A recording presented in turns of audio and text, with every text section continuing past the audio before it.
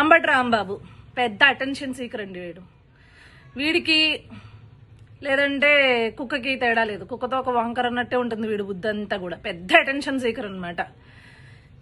ఇప్పుడు నిన్ను కార్యకర్తలు, వేరే పార్టీ కార్యకర్తలు లేకపోతే ప్రజలే అపోజ్ చేస్తున్నారు అనుకో, నువ్వు సమాధానం చెప్పాలి. ఎందుకంటే నువ్వు గత ప్రజాప్రతినిధివి, ఒక ఎక్స్ మినిస్టర్వి.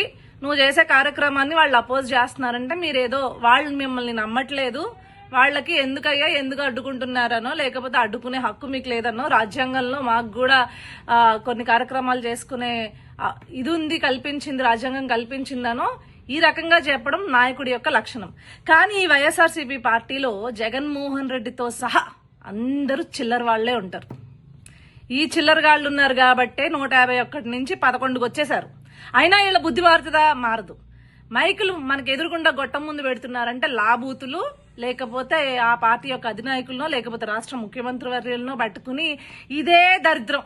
ఈ దరిద్రాన్ని ఎన్నేళ్ల నుంచి మమ్మల్ని చూడమంటారు నాకు అర్థం కావట్లేదు.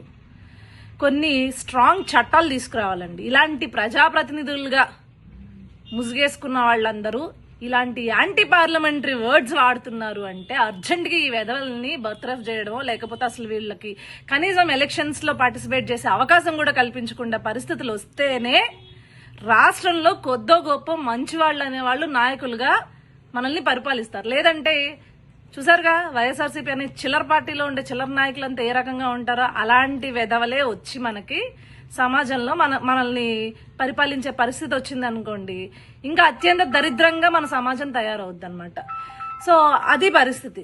ఇప్పుడు నేనేమంటున్నాను అంటే, అరే అంబటి రాంబాబు, నువ్వు బూతులు తిట్టేసినంత మాత్రాన నువ్వు పెద్ద నాయకుడువో లేకపోతే పోటుగాడువో అనేది కాదు. నీకు దమ్ము ఉంటే నువ్వు ఏదైతే టాపిక్ గురించి ఈరోజు పుడింగిలా బయలుదేరావో దాన్ని నిరూపించుకోండి. ఈ రోజు ఏదో సుప్రీంకోర్టు వంక అడ్డం పెట్టుకుని ఈ రోజు మేమంతా పెద్ద పతిత్తులు అని చెప్పుకుంటున్నారు. అస్సలు నెయ్యే కలపలేని పరిస్థితి ఉంది. మరి ఏ నెయ్యి తీసుకొచ్చి ఎక్కడి నుంచి కలిపారు అనేది తర్వాత వస్తాయి. రావాల్సిన వ్యవహారాలన్నీ తర్వాత వస్తాయి. అప్పుడు ఏ రకమైన బూతులు మీ నోట్లోంచి వస్తాయో లేకపోతే ప్రజలందరూ కలిపి మిమ్మల్ని అలా బూతులు తిట్టాలో అప్పుడు చూసుకుందాం. అంతేగాని నోరుంది కదా అని చెప్పేసి చంద్రబాబు నాయుడు గారిని అడ్డంగా తీస్తే కొడకా చెప్తున్నా, తెలుగుదేశం పార్టీ కార్యకర్తలు మళ్ళీ ఇదే ఎమోషన్తో బయటకు వస్తే నేను 4 కోసేంత వరకు వస్తారు, చూసుకో.